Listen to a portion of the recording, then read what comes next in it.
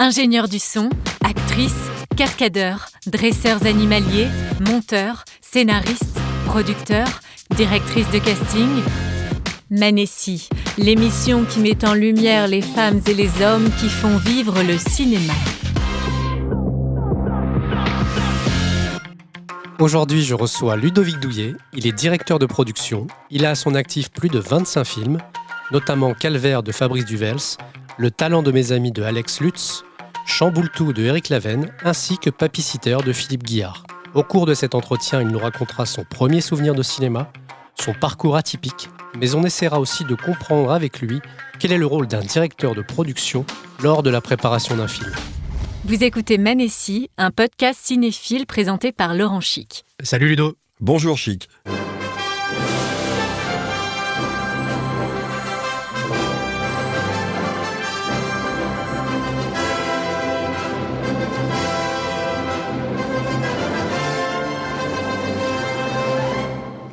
Alors l'extrait sonore qu'on vient d'écouter, c'est Superman, un film réalisé par Richard Donner, à qui l'on doit notamment Les Goonies, L'Arme Fatale, et je crois que ce film t'a marqué. Et est-ce que tu peux nous expliquer pourquoi, Ludo ? Alors, moi, je suis un garçon qui vient du nord de la France, je suis né à Douai, donc il n'y avait pas pléthore de salles de cinéma.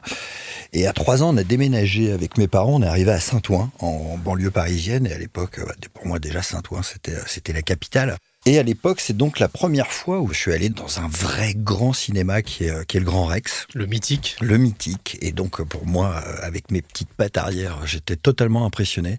Et donc, c'est le premier film que j'ai été voir avec feu mon papa, que j'oublierai du coup jamais.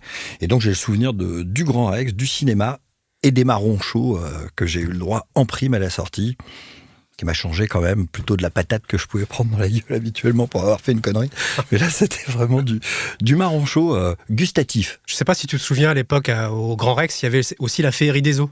Exactement. Ben, c'était ça la totale. Hein. C'était un ensemble de spectacles avant que le film commence. Il y avait tous ces jets d'eau, les jeux de lumière, le film, puis la taille de la salle. Enfin, c'était un véritable spectacle. Mais ce qui t'a marqué le plus, c'était le fait d'aller au cinéma avec ton papa au Grand Rex ou le film en lui-même ? Alors, c'était d'aller vraiment au cinéma avec mon papa. C'était pas des choses, on vient pas d'un univers où en famille on avait ce type de sortie un peu traditionnelle. Là, c'était vraiment du domaine de l'exceptionnel. Donc, je me souviens plutôt de mon père, Les Marrons Chauds, et ensuite Superman. On va aborder ton métier de directeur de production, mais on va parler avant de ton parcours, et je te propose d'écouter un témoignage. Il y a mille façons d'être directeur de production. Moi, j'ai bossé avec plein de directeurs de prod différents. Chacun sa méthode et fait ce boulot avec sa personnalité. Globalement, il y a 3 profils qui se détachent. Les anciens administrateurs, à fond sur les devis, les cases, les chiffres. Des anciens premiers assistants qui privilégient plutôt la mise en scène, les acteurs, le réal, le plan de travail. Et les anciens régisseurs qui privilégient plutôt le confort des techniciens et les bons rapports avec les fournisseurs. Quand j'ai rencontré Ludo, lui n'appartenait à aucune de ces catégories. Au bout de 5 minutes, dans un café à Bastille où je l'ai rencontré, il m'a parlé de son parcours d'avant. Il y avait des sketchs à Canal+, à la grande époque de l'Esprit Canal, de Decaune, de Garcia. Et l'autre phase de son parcours, c'était de la prison pour deal. Ça, il m'a dit au bout de 2 minutes. J'ai tout de suite compris qu'il était un peu atypique, c'est sûr. J'ai vu que le type était aussi très attachant et un peu dingue, souvent sans aucun filtre, donc très très drôle, généreux à tous les points de vue et avec tout le monde, les stagiaires comme les starlettes. Et de la même façon, il n'hésitera pas à remettre à sa place le producteur comme l'habilleuse. Et il se décrit souvent comme Lulu la pute ou Ludo le juste. Et en fait, il est surtout juste très humain. Et à mon sens, c'est la meilleure façon d'être directeur de production. Tu peux nous dire de qui émane ce témoignage ? Ah bah là, c'est un nouveau frère rentré il y a quelques années dans ma vie, c'est Marc Cohen. Marc Cohen, régisseur général, que j'ai effectivement rencontré dans un café à Bastille. C'est quand même vraiment le bras droit d'un directeur de production. À partir du moment où on est parti pour vivre une aventure d'une telle intensité ensemble, je me sens quelque part obligé de poser un peu, de me déshabiller, de poser toutes les cartes sur la table directement avec lui, parce qu'on va partager une intimité où à un moment donné, d'une manière ou d'une autre, on sera totalement déshabillé. Tu peux nous parler un peu de ton parcours ? Comme il l'a expliqué, en fait, en général, quand on arrive directeur de production, il y a différents parcours pour y arriver, mais le mien ne correspondait à aucun de ces schémas. Je suis né dans le nord de la France, à Douai. Ensuite, je suis avec des parents qui étaient fonctionnaires au télécom. Je suis très vite arrivé à Saint-Ouen, en banlieue. Ensuite, je suis reparti par rapport à des problèmes de santé de mon frère dans le nord. Enfin bref, j'ai un parcours où on a énormément déménagé. C'est-à-dire que tous les ans, tous les 2 ans, tous les 3 ans, donc on a fait Douai, Paris, Grenoble, Aulnay-Valenciennes. Enfin bref, revenir dans le Nord, ça a été un peu compliqué pour moi. C'était quand j'avais 12 ans. Et donc, en l'occurrence, très rapidement, je me suis rendu compte que j'étais plus dans le mood. Je pouvais pas retourner dans le Nord. Il n'y avait pas la vie. Alors, le Nord, c'est exceptionnel. J'adore le Nord, hein. Il y a quelque chose d'humain qui existe très rarement ailleurs. Mais le Nord a très vite basculé avec la frontière belge et hollandaise. Beaucoup de mes amis dans les drogues, c'est-à-dire héroïne. On a vu beaucoup de jolies familles décliner à cause de ces travers qui ont complètement dévasté ce que pouvait être le Nord que j'aimais, moi, à une époque sociale, ouverte, familiale. Et donc, j'ai rapidement quitté le cocon familial à 14 ans. C'est-à-dire que très rapidement, j'ai filouté. C'est-à-dire qu'en peu de temps, de 13 à 14 ans, j'ai fugué 7 fois. Et dans ces 7 fois, j'ai toujours été de plus en plus organisé. La première fois, je suis parti 24 heures, je suis revenu en crevant la dalle. Donc la deuxième fois, je me suis dit, merde, tu vas partir avec un sandwich. Donc je suis revenu 48 heures plus tard. Et comme ça, jusqu'aux dernières fois, où les dernières fois ont été assez radicales. Et quand je le raconte, même moi, je suis étonné que ça puisse avoir marché. La dernière fois, je me suis barré avec le chéquier, la carte bleue. Et donc là, j'avais carrément prévu de me rhabiller de la tête aux pieds, de m'acheter des billets pour la Corse et de me barrer sur cette île. Pourquoi, comment la Corse, j'ai aucune idée. Ouais. Mais pour pouvoir me servir du chéquier de mes parents, il a quand même fallu que j'aille dans un commissariat avoir un papier qui disait que moi, Douillet Maurice, donc c'est-à-dire mon père, j'avais perdu mes papiers d'identité, et donc il me fallait un document. Et donc, ce fameux document, j'ai réussi à l'obtenir dans le commissariat de Saint-Amand-les-Eaux, quoi. Comme quoi, je m'appelais Douillet Maurice, que j'avais perdu mes papiers. Et donc, ce document, il m'a servi, vraiment, pour rentrer dans un supermarché, me rhabiller de la tête aux pieds. C'est-à-dire tout, de quoi partir en Corse. Et donc, je me suis rhabillé, j'ai vécu avec ce chéquier pendant un certain temps, parce que là, cette fois-là, j'avais fugué pendant à peu près 3 semaines. Et dans la réalité, j'avais dépensé pour mes parents à l'époque un truc comme 21 000 francs, ce qui était énorme à l'époque. Énorme. Mes parents marchaient pas sur l'or. Hein. Et je me suis fait coincer, bien entendu. J'ai un de mes amis qui m'avait dénoncé à l'époque. Il a peut-être certainement bien fait. Hein. Et donc, on m'a arrêté sur le quai de la gare à Saint-Amand-les-Eaux, prêt à partir en Corse avec mes billets de train. Mais le problème était pas tant la fugue et pas tant le fait que j'avais fait des chèques et des machins. C'est pour la police, c'est qu'ils se sont rendus compte que là, j'avais fait un faux document administratif. Et donc là, je partais pour faux et usage de faux. En étant encore mineur. Et donc là, j'ai été retiré un peu du cocon familial à cette époque-là, parce que mon père s'est énervé en plus au tribunal, donc lui s'est retrouvé menotté devant mes yeux, parce qu'il n'acceptait pas tout ce qui s'était passé. Bref, il était temps de partir de chez moi. Et donc à cette période-là, j'ai décidé de faire un apprentissage dans l'hôtellerie, ce qui m'a permis de partir... loin de tes parents, loin de tout ça. D'avoir un bifton de 500 balles tous les mois, d'être nourri, logé, blanchi, et d'apprendre un truc. Alors, je découvrirai plus tard que j'ai choisi serveur et l'œnologie, alors que ma passion, c'est la cuisine. Et donc aujourd'hui, je suis passionné de cuisine. Donc je m'étais déjà un peu trompé à l'époque. Et ensuite, je me suis retrouvé à bientôt 18 ans arrivait, et je savais très très bien que, en gros, vu que j'étais du Nord, j'allais me retrouver en Allemagne, à l'armée, vu que j'avais encore partie de cette génération où on partait à l'armée. Et en l'occurrence, j'ai vite compris que par rapport aux infos que je pouvais avoir via un hypothétique grand-père extrémiste de droite, que j'allais me retrouver en Allemagne dans un endroit où, en gros, partout c'était écrit interdit aux chiens et aux Français, quoi. J'ai fini par découvrir, en gros, que si je demandais Berlin, j'avais 90% de chances de pouvoir y aller. Et à l'époque, Berlin ça faisait 160 km de mur, partagé entre les Anglais, les Français, les Américains, les Russes autour. Et les Français étaient plutôt bien vus, parce que contrairement aux Anglais et aux Américains, on était des appelés. Alors qu'eux étaient une armée d'engagés. Donc je me suis retrouvé là-bas, et donc déjà l'avantage c'est que tu avais une double solde, tu avais ta solde en francs et ta solde en marques. Payé double, et en plus respecté par la population plus ou moins berlinoise, parce que appelé. Donc on a fait des fêtes absolument improbables. Et en gros, je me suis retrouvé à un moment donné là-bas à fumer mon premier joint. C'est là que tout se complique. Et c'est là que j'ai appris les chiffres.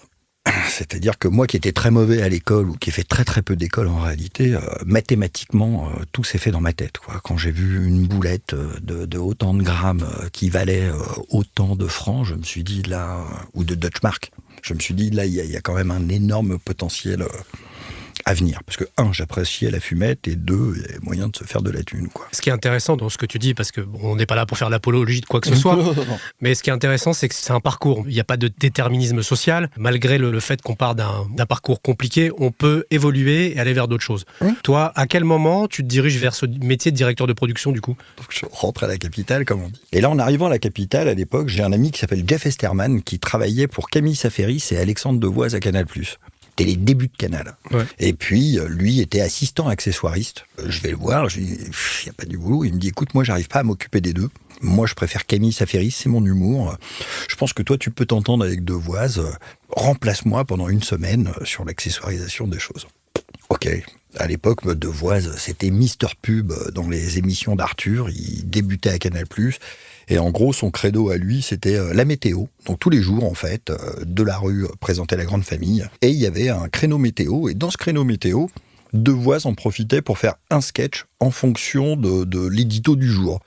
Tiens, on va parler des chaussures, on va parler de l'échangisme, on va parler de la coiffure. Et donc, Devoise présentait sa météo, mais toujours sous forme d'un petit sketch. Et donc, moi, à l'époque, il me dit, super, t'es avec moi, demain, on fait telle émission, et j'ai besoin d'un truc, j'oublierai jamais. C'était une espèce de Docteur Maboul détourné. Fallait qu'il clique sur des trucs. Bon, moi, j'ai 2 mains gauches, absolument incapable de planter un clou.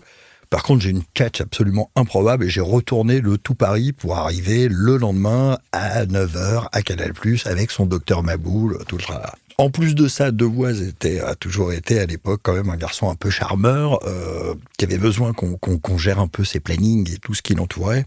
Et il s'avérait que j'étais un monsieur loyal qui fonctionnait parfaitement bien, et on est devenu un duo pendant quelques années comme ça. Ensuite, les choses ont avancé, j'ai fini par rencontrer José Garcia, qui lui à l'époque était chauffeur de salle, et donc moi tous les jours je me précipitais pour aller l'écouter, les 300, 400, 200 personnes du public qui étaient là, où il les ambiançait, puis on a fini par devenir très potes, et puis il s'est avéré qu'on a fini par avoir nos chroniques avec José, nos propres chroniques, qui étaient pour nulle part ailleurs. Au début, c'était chez Gildas, et ensuite Devoise et Vecchi sont passés à la tête de nulle part ailleurs. Et donc, on racontait la vie de l'invité de 0 à 20 ans. Donc, c'était des formats de 3 minutes. T'avais déjà une expérience de l'écriture ou pas du tout ? Non, pas du tout. Moi, quand je suis rentré à Canal, je me suis rendu compte d'un truc déjà très très rapidement. Je me suis dit, putain, merde, il y a des mecs qui sont payés pour raconter des conneries. Quand j'ai touché mes premiers droits d'auteur, où j'avais écrit sur une année en prime time pour Canal+, une somme qui dépassait les 100 000 francs de l'époque. Quand ça m'est arrivé sur le compte, j'ai appelé José Garcia, j'ai appelé Bruno Pinet, mon acolyte réalisateur, et j'aurais dit, ils se sont gourés, ils m'ont tout envoyé. Tu dois rendre l'argent. On va partager. Et ils m'ont rappelé, ils m'ont dit, non, on a reçu chacun la même chose. Bon, moi, j'y ai pas touché pendant 6-8 mois. Pour moi, c'était totalement improbable de se faire payer, d'avoir un salaire déjà à la base pour le faire, sous forme de module, mais qu'en prime derrière, on vient de te dire, mais t'as fait 35 minutes en prime time, et donc c'est autant par rapport à la pub, et machin bidule. Et là, je me suis dit, non, c'est trop gros, ça n'existe pas, quoi, c'est pas possible. Et bilan des courses, c'était bel et bien vrai. Et puis Canal+, c'était une période où on avait une participation bénéfice, enfin bref. J'ai découvert un univers qui, en gros, en fait, en étant honnête, pouvait avoir des possibilités financières incroyables dans l'artistique. Donc au début, j'ai cru à l'écriture, j'ai cru à la réalisation. J'ai tendance à dire que quand je fais rentrer quelqu'un, entre guillemets, dans ce métier, s'il peut se retrouver Reaper à la déco ou auxiliaire de régie... Tu peux dire ce que c'est un Reaper ? Alors un Reaper, c'est quelqu'un qui va intervenir en fait suite à un chef déco va dire voilà, on va vider cette maison parce que la maison est très très bien, mais en réalité le mobilier correspond pas au personnage, la famille ou l'aventure qu'on est en train de décrire. Donc il va falloir la vider et ensuite la re-remplir avec un certain style. Donc on va dire que des Reapers, c'est des déménageurs plus. D'accord. C'est-à-dire que c'est quand même des gens qui vont quand même avoir une complicité avec le chef décorateur. Et donc je trouve que ça fait partie, comme la régie aussi, de débuter on appelle ça auxiliaire de régie. Aujourd'hui, c'est celui qui démarre en bas de l'échelle de la régie. C'est une bonne manière de rentrer dans un métier et d'être confronté à tous ces autres corps de métier, justement. Et qui est une possibilité, entre guillemets, je dirais, qui demande de percuter, d'avoir de la rigueur, mais sans non plus savoir quel est son talent de base, mais d'évoluer à travers ce métier Et donc de pouvoir se dire, ah mais la coiffure, le menuisier, le peintre, le mec des effets spéciaux, et donc de pouvoir dans le temps affiner un peu sa propre personnalité, et se dire, soit j'aime la régie et il y a une carrière à faire dedans, ou Reaper, continuer comme Reaper, ou alors en même temps d'être confronté à tous les autres postes, de pouvoir se dire, tiens, au final, quand je serai grand, je ferai ça. C'est ça que je veux faire. On reparlera tout à l'heure du chef déco parce que on aura un témoignage et on en parlera tous les deux tout à l'heure. Je reviens juste sur le parcours. Donc tu passes ces années à Canal+, tu écris les sketchs de Cohn et Garcia. Et à un moment, je crois que tu aides... Pas de Cohn, Garcia. José Garcia, pardon. Et à un moment, je crois que tu donnes un coup de main à un pote sur un court-métrage. Alors en gros, ce qui se passe, c'est De Greff à l'époque, qui était un chasseur de talent. Et Canal, à l'époque, en fait, était fragmenté en chaînes francophones. Et donc, la Belgique, le Luxembourg, la Suisse, tout ce qui était francophone avait son créneau culturel, sportif. Ils avaient des infos qui ne correspondaient pas forcément à ce qui se passait en France ou à Paris. Et donc, il y avait des petits moments, par exemple à Bruxelles, ils allaient parler de la vie culturelle, ils allaient avoir des petits modules qui disent, tiens, la vie culturelle à Bruxelles, c'est ça, ça, ça. Et De Greff avait repéré un garçon qui s'appelle Fabrice Duvels, qui est devenu ce qu'il est devenu. Je suis parrain de son fils au demeurant, donc on est devenus très très amis. Alors Fabrice Duvels, c'est un réalisateur. C'est un réalisateur qui a fait Calvaire, Vignane, Alléluia, Col 45. Col 45. Enfin voilà, moi j'avais fait tous ces films. Bon, il s'avérait qu'on s'est mis quelques patates dans la gueule parce que on peut plus, on est toujours amis, mais on a beaucoup de mal à bosser ensemble parce que lui est complètement habité et moi aussi.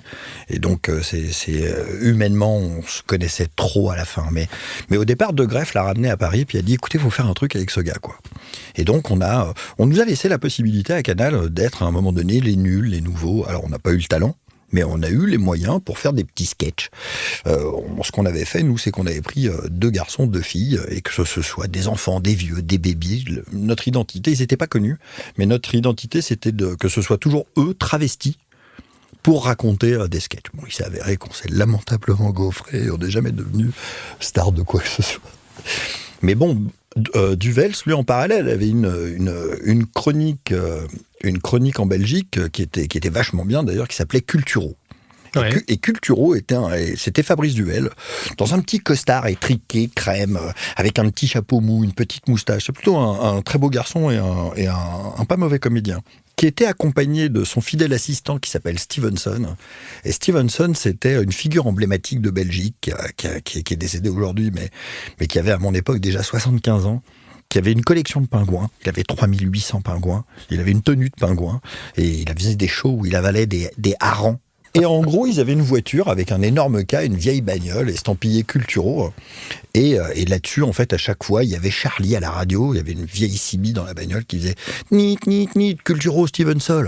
Il y a un nouveau bar philosophique, il y a un nouveau dessinateur de BD, il y a un spectacle de danse, il y a un cirque qui est en ville. Et en fait, sous forme de... On s'était rendu compte d'une chose, surtout Fabrice, c'est qu'en fait, un artiste...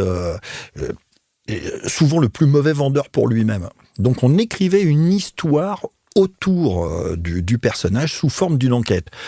Quand ils allaient dans un cirque, ils se faisaient embaucher sous un faux prétexte, ils se faisaient gauler, puis à la fin ils terminaient homme canon et ils étaient envoyés, mais ça nous permettait de présenter ça. Donc c'est comme ça que j'ai rencontré Duvels. Et Duvels m'a toujours dit, mais écoute, moi être comédien, j'adore les comédiens, mais je m'en fous. Moi ce que je veux faire, c'est écrire, réaliser. Et à l'époque, alors moi, j'étais plutôt j'ai jamais été des films que j'ai fini par apprécier à travers lui, Misery, Psychose, Délivrance. Il était dans du trash. Et on fait son court-métrage qui s'appelle Quand on est amoureux, c'est merveilleux. Et donc là, à l'époque, on a Jackie Berroyer quand même, qui intervient là-dedans. On a Jean-Luc Couchard, qui est c'est lui qui, dans un des taxis, fait le psychopathe mental qui est enfermé dans une caisse. Enfin, il a eu une très très belle carrière. C'est un très très bon comédien belge. C'est un très très vieil ami qui cartonne. Vous regarderez Jean-Luc Couchard, exceptionnel. Comme souvent les acteurs belges qui sont de très bons comédiens. Qui a un physique atypique et qui, dans ce court-métrage, est un apprenti boucher hydrocéphale. Donc déjà, on vient de loin, et en gros, on se rend compte que c'est une nana qui a un physique disgracieux, qui va inviter un Chippendale pour son anniversaire, et le genre de Chippendale qui va voir que les vieilles, les moches, qui a des boutons sur le cul. Et pour résumer très très vite, elle va finir par le buter et continuer à vivre avec lui comme s'il était toujours vivant. Bref. vous donne déjà un peu l'univers du Welles. Du Welles.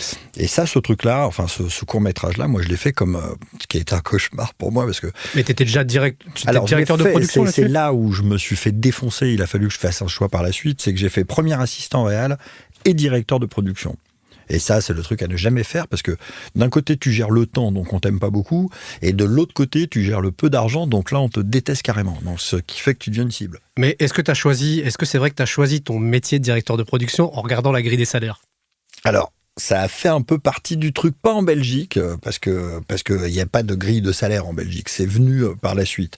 Ce qui s'est passé, c'est que bon, là-dessus, moi, j'étais assistant réal, j'avais déjà fait ça. La direction de production, elle était évidente parce que c'est moi qui avais toutes les clés. Moi, je savais même pas qu'on appelait ça directeur de production à la limite. Et ensuite, après, quand est arrivé Calvaire, le film à préparer, la chose qui s'est passée, c'est qu'on s'est dit bon, bah, tu vas pas réaliser, tu vas pas écrire, tu vas pas jouer. Parce que moi, on a voulu me faire jouer souvent, mais en réalité, moi, je suis un spontané. Je te fais marrer la première fois. La différence avec un comédien, c'est que moi, je m'améliore pas, quoi.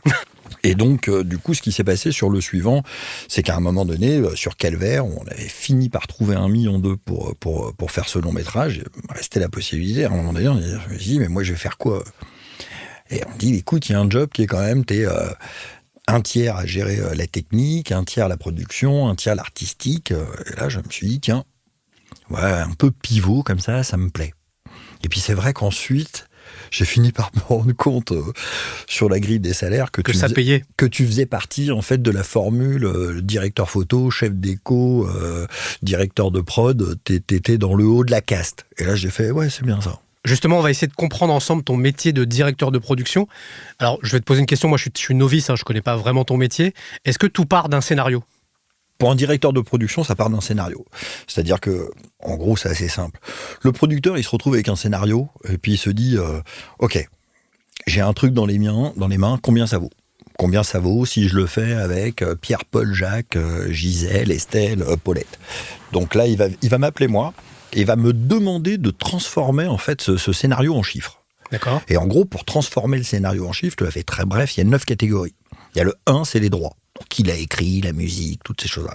Poste 2, c'est tous les techniciens qui interviennent sur un film. Poste 3, ça va être tout ce qui est comédien, figuration, musique. Poste 4, c'est pour Papa l'État, les taxes. Poste 5, c'est en gros le matos que tu vas utiliser. Les camions, le maquillage, les coiffures, les costumes, bref. Poste 6, le poste que je déteste à partir du moment où tu es en déplacement, c'est tout ce qui est la logistique. Qui va dormir, prendre le train, avoir des défraiements, chier, manger, bref. Ok. Poste 7, la location du matos. Caméra, lumière, coiffure, post-production. Et le poste 8, maintenant, aujourd'hui, que j'ai toujours détesté, parce que j'ai essayé d'apprendre à un moment donné un peu la post-prod. Bon, il s'avère qu'à partir du moment où j'ai compris, les machines, elles ont changé, je suis déjà largué. Donc aujourd'hui, c'est très bien, il y a un directeur de post-production. Et le poste 9, c'est les assurances, la presse et tous ces trucs-là. Donc en gros, moi, je vais déjà appeler un premier assistant réal. Mais j'ai une question, ouais. Ça veut dire que à partir du scénario que tu lis, tu sais déjà à peu près combien va coûter le film ? Aujourd'hui, ouais. En fonction de qui me parle en face.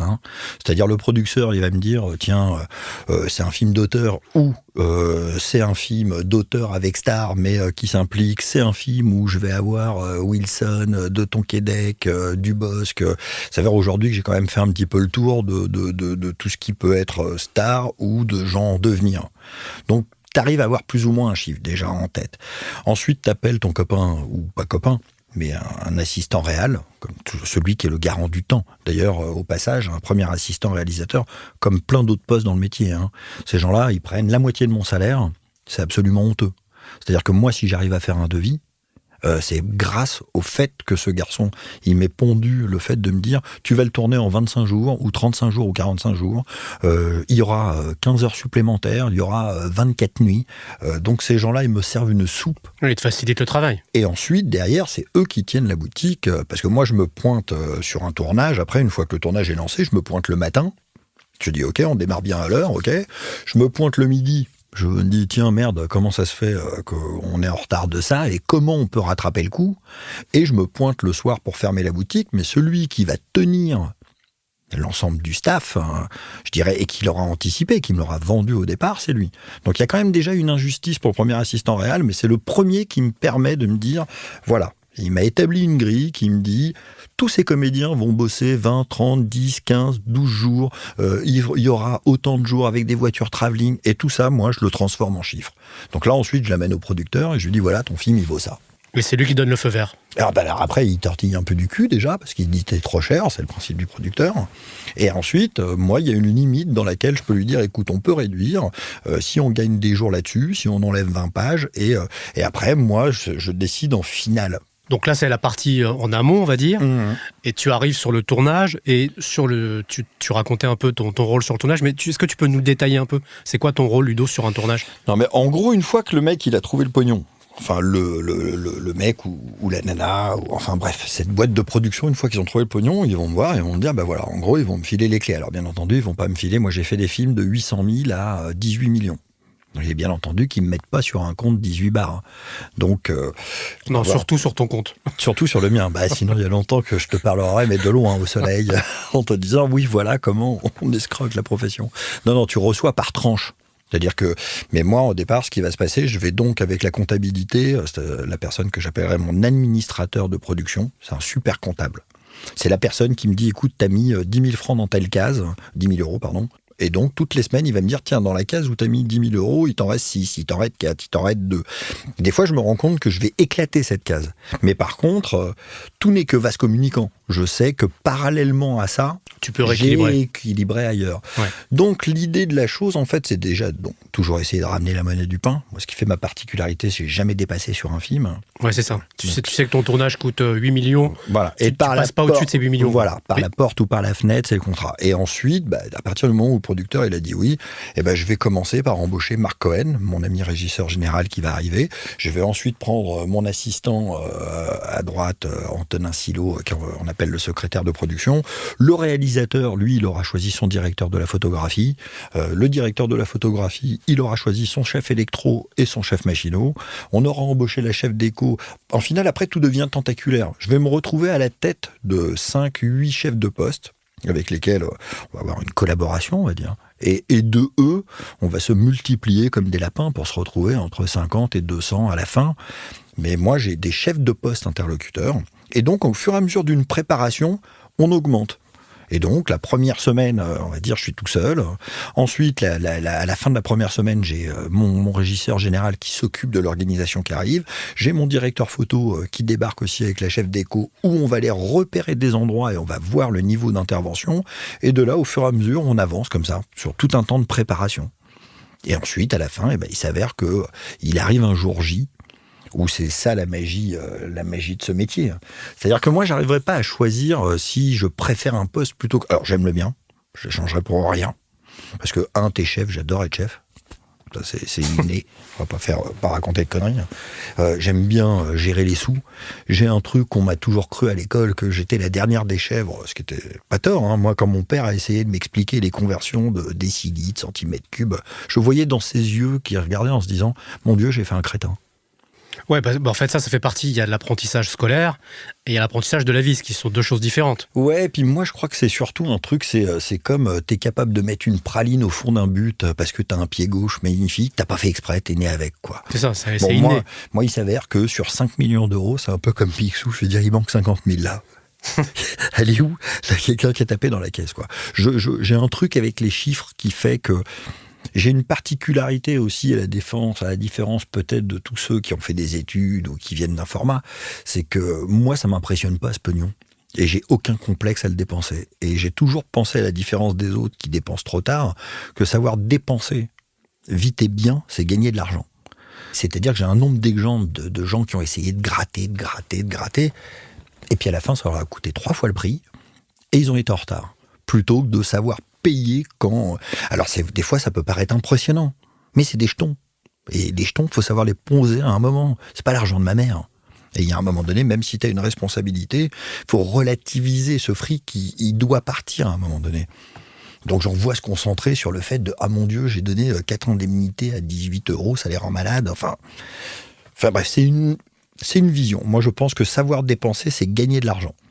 Et après, il y en a toujours qui ont un peu cette crainte de se dire « Oh là là, mon Dieu, c'est 50 000, c'est 80 000, c'est 100 000. » Oui, mais bon, on est en train de faire un film à 4 millions, il faut relativiser. Oui, c'est beaucoup, mais en même temps, de toute façon, il va falloir y passer. D'accord. On a parlé de la préparation du film en amont, le film pendant le tournage et la dernière phase, donc une fois que le tournage est terminé, qu'est-ce qui se passe concrètement ?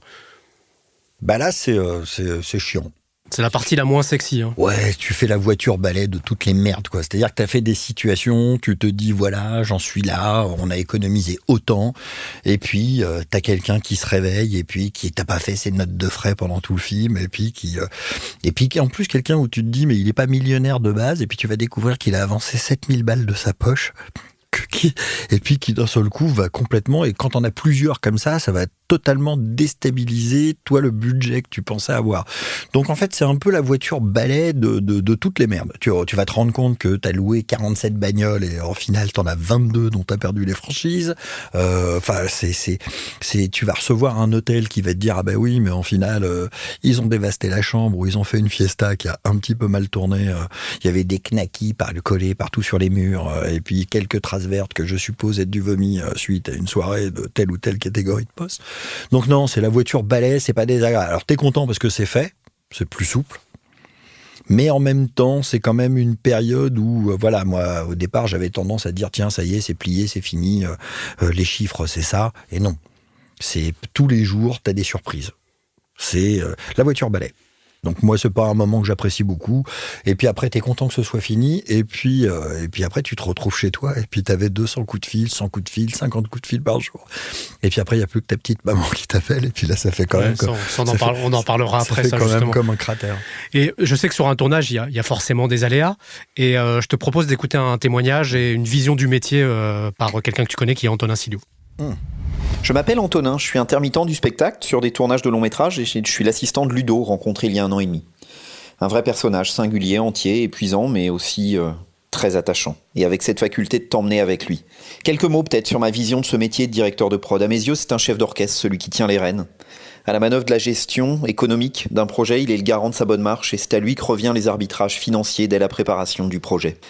En tournage, outre la casquette de chef de groupe pour s'assurer de la bonne entente au sein des équipes, vérifier que l'huile soit présente dans tous les rouages, il est aussi souvent celui qui doit trouver la solution face aux aléas divers, la météo, parfois capricieuse, les soucis techniques, les plannings des comédiens qui évoluent. Ça peut donner quelques sueurs froides aux femmes et aux hommes qui occupent cette fonction, mais c'est aussi le piment de nos métiers. Alors mon cher Ludo, t'est-il arrivé de te trouver face à un événement dont tu t'es dit sur le moment que la vague serait trop grosse pour passer au travers ? Et quelle fut l'issue ? Je t'embrasse. C'était qui ? Antonin, non, je déconne. Ah oui, je crois que tu l'avais pas reconnu. Non, bien sûr. Non, mais c'est mon Antonin, c'est ma moitié. Antonin, son métier, c'est quand même de supporter un mec comme moi. Et puis en même temps, si tu me vois écrire une lettre, aujourd'hui, maintenant, il y a des ordinateurs qui rattrapent les fautes et des trucs comme ça. Tu te dis, c'est un enfant de 2 ans qui m'a écrit, je vais le jeter tout de suite à la poubelle. Antonin, il vient parer un peu toutes les fois où des trucs scolaires que moi, j'ai pas fait, un calme olympien, et puis dire, écoute, non, ça sert à rien de s'emballer, toutes ces choses-là. Mais non, on va revenir sur le truc le plus fou qui me soit arrivé, c'était sur mon premier film. C'est-à-dire que quand on a fait Calvaire, mes producteurs, c'était des gens en Belgique qui étaient un peu tous des fous. Hein. Vincent Tavier, la partie production. Pour vous donner une idée, c'est eux qui ont fait C'est arrivé près de chez vous. Excellent film avec Benoît Poelvoorde. Avec Benoît Poelvoorde. Cultissime. Et en l'occurrence, moi, je faisais mon premier long métrage, donc j'étais plutôt OK pour entendre et accepter tout ce qu'on pouvait me proposer de l'expérience des autres. Sauf que les Belges, alors qui sont pour moi, font partie des techniciens les plus performants, hein, mais avaient une approche. Là, on était dans du roots. Et il m'avait dit, écoute, prends mon régisseur général et son équipe, tu vas voir, ils sont super. Je dis, OK, pas de problème, je prends ces gens-là.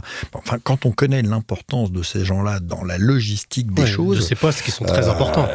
Au début, et puis le garçon, on est au moins très très sympathique, mais je le sentais vaciller au fur et à mesure.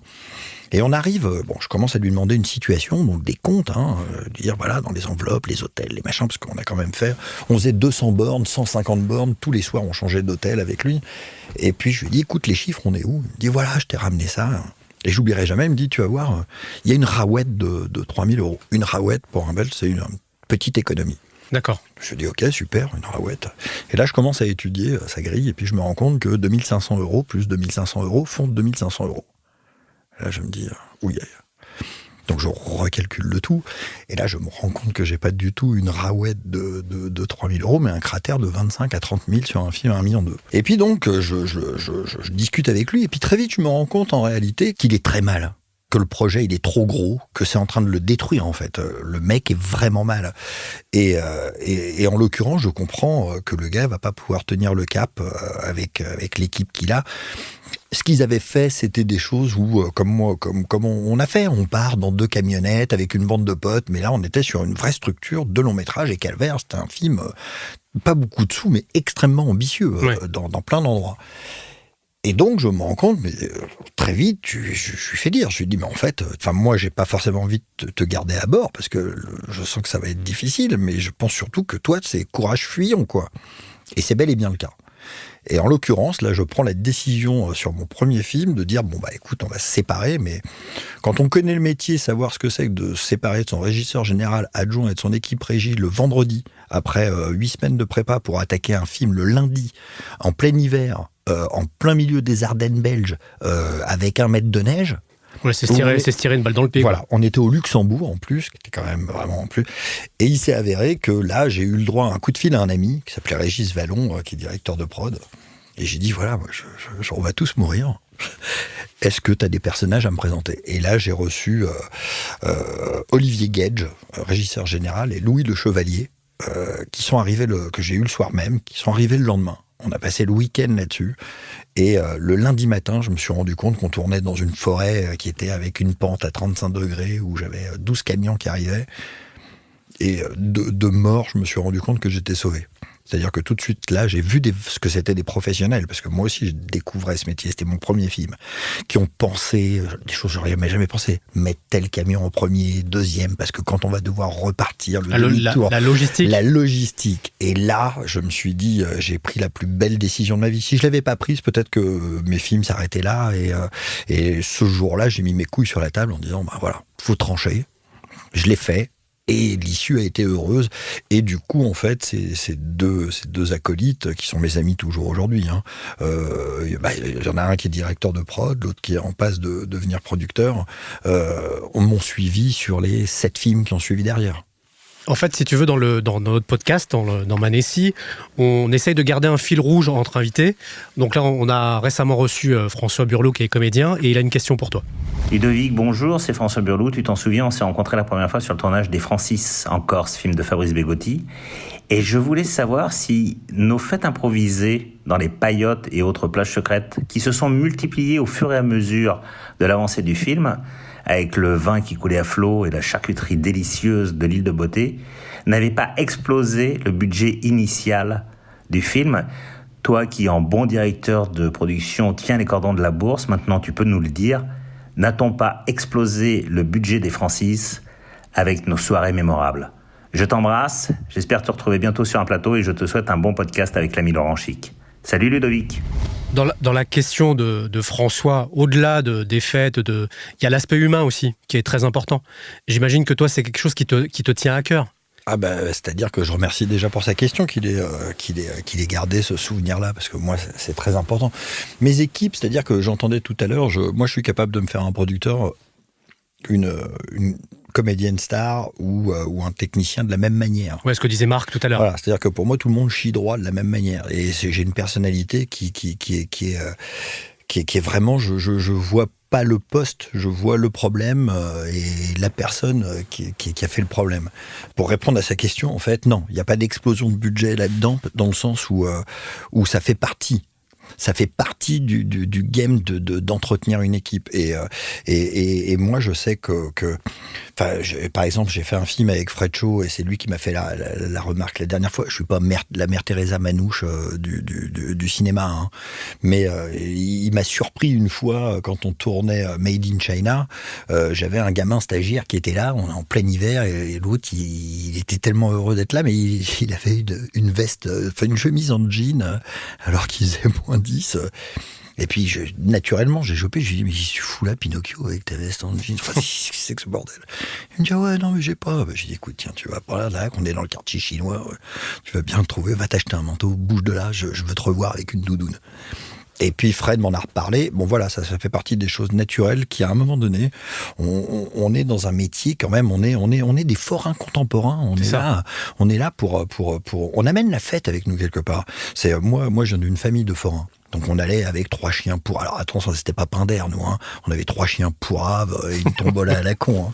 Mais on arrive en ville, on va prendre des gens, on va faire tourner les boutiques, on va en prendre les gens du village pour en faire des figurants. Enfin, il y a quelque chose d'extrêmement festif et puis assez chanceux parce que même le dernier des grouillots chez nous, même quand il commence, il a quand même un salaire qui est par rapport au commun des mortels, hein, qui est plus que correct.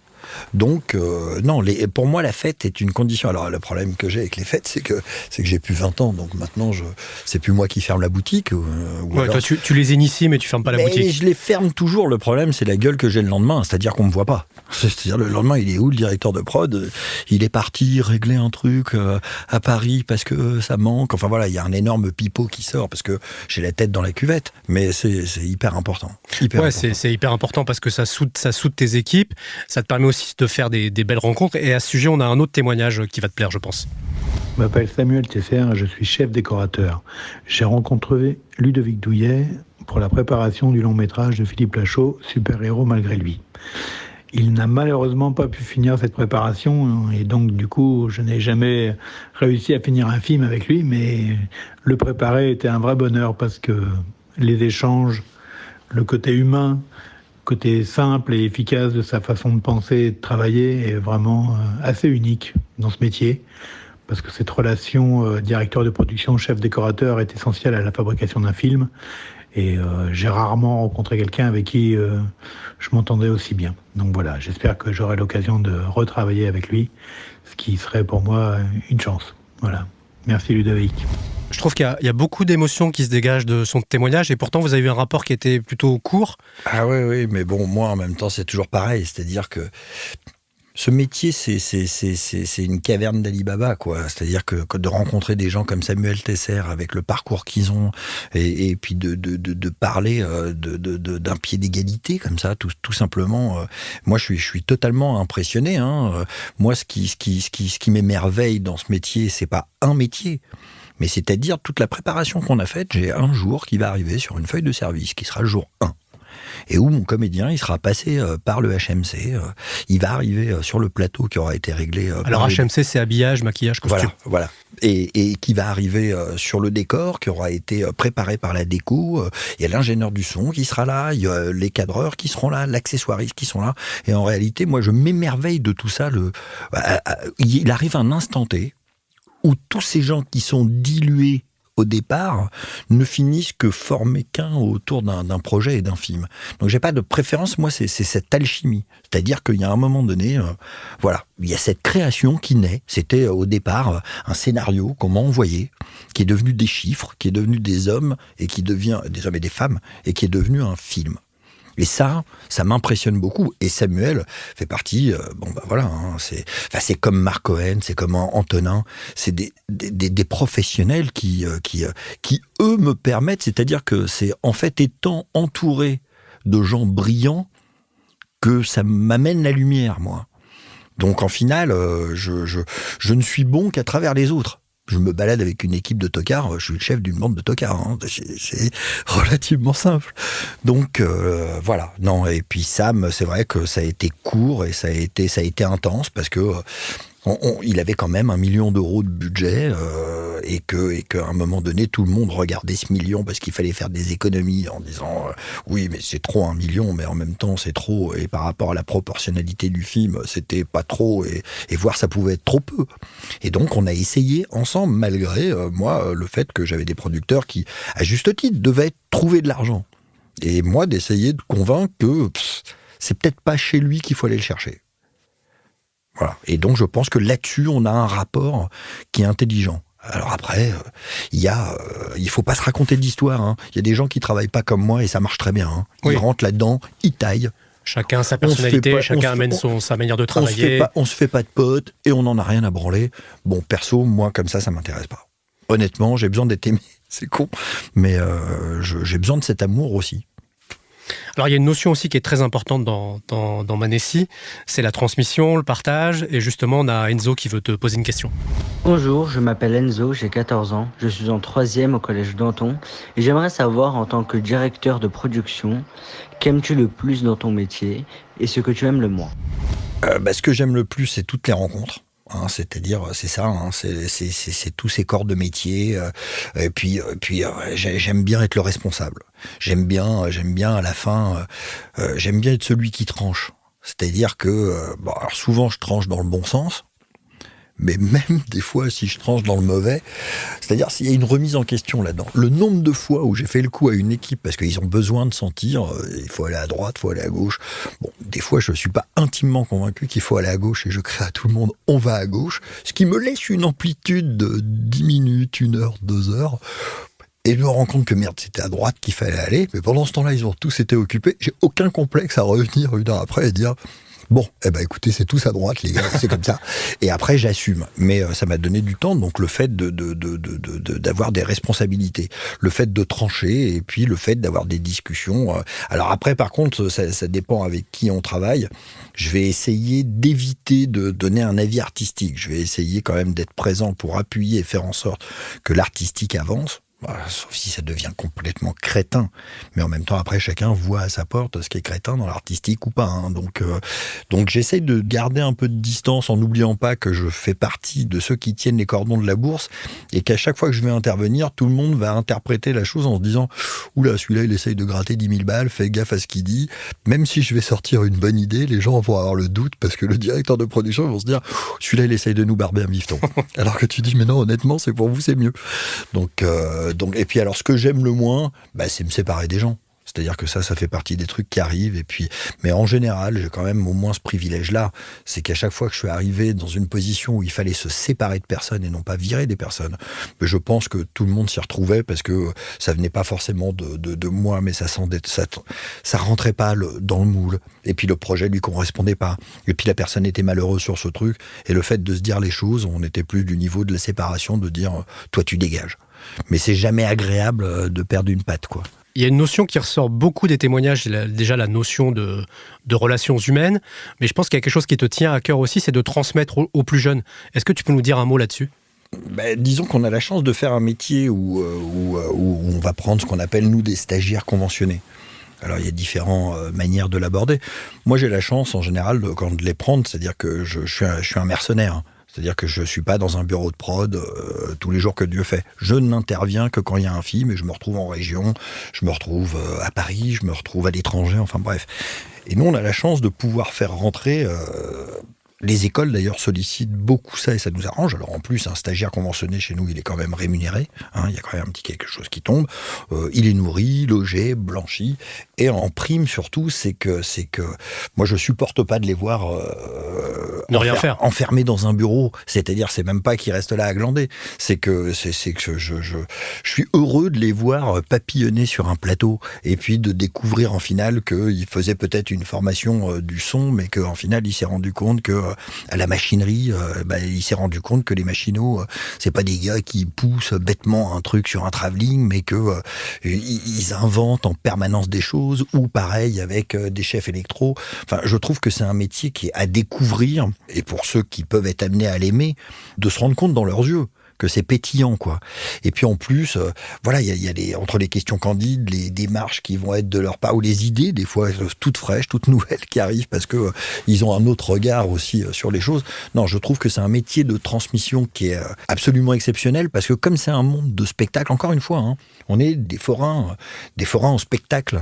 Et donc, ça jongle tous les jours. Et je trouve que les regarder le métier, ça a quelque chose de fascinant. Alors Ludo, est-ce que tu peux nous conseiller un livre ou un film que tu aimes particulièrement ?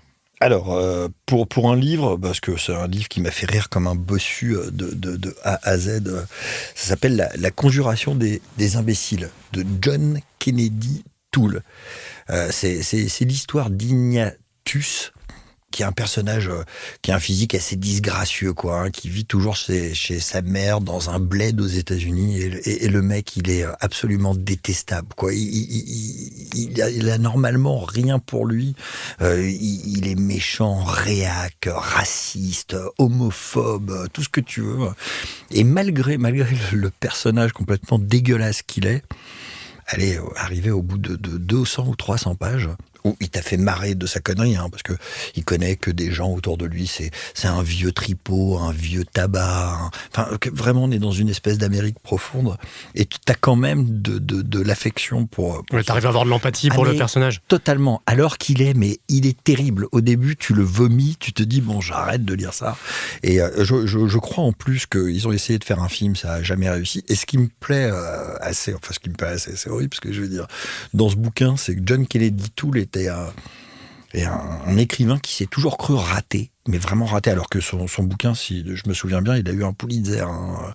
Donc c'est vraiment un livre qui s'est vendu partout dans le monde, et il s'est suicidé croyant être une sombre merde ratée en écriture, et c'est sa mère posthume qui s'est dit je vais quand même essayer, à titre posthume, de faire éditer mon fils qui est mort. Bon, et il s'avère que ça a été un succès littéraire planétaire. Donc le mec s'est foutu en l'air, pensant qu'il était une sombre merde alors que c'était un génie. Il a eu un succès posthume. Ah mais posthume. Et Ignatius, si vous voulez rire sur vraiment un beau salopard, allez-y. Alors on va revenir un moment sur l'enfance. Que dirait le Ludovic adulte au Ludovic enfant sur son parcours ?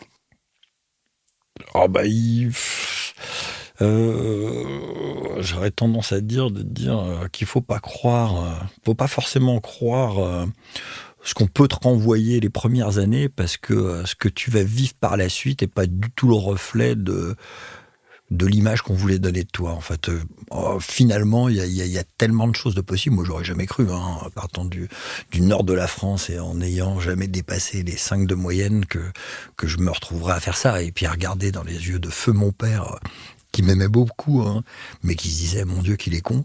Et ma mère qui, elle, pensait, cet enfant a 1 an d'avance.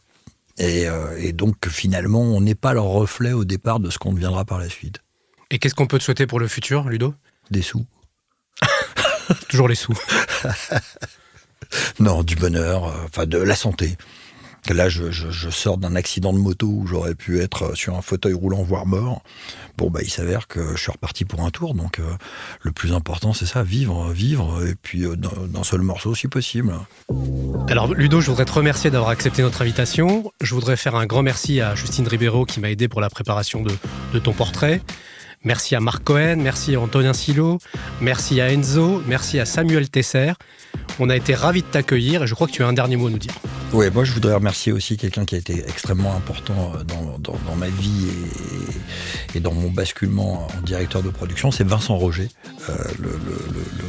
le directeur, le producteur de Sam Player, ainsi qu'Éric Lavenne.